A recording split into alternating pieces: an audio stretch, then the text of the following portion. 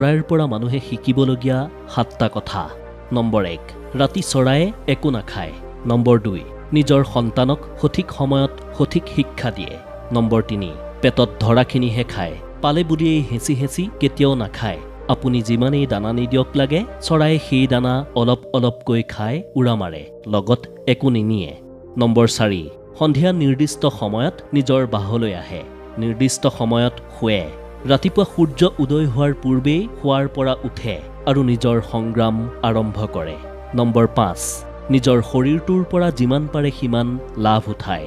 ৰাতিৰ বাহিৰে দিনৰ ভাগত কেতিয়াও আৰাম নকৰে। শাৰীৰিক পৰিশ্ৰম কৰি থকাৰ বাবেই নিৰোগী হৈ জীয়াই থাকিব পাৰে। নম্বৰ 6, নিজৰ আহাৰ কেতিয়াও সলনি নকৰে। নতুন নতুন আহাৰৰ সোৱাদ বিচাৰি নুফুৰে। নম্বৰ 7, প্ৰকৃতিক কেতিয়াও অনিষ্ট নকৰে।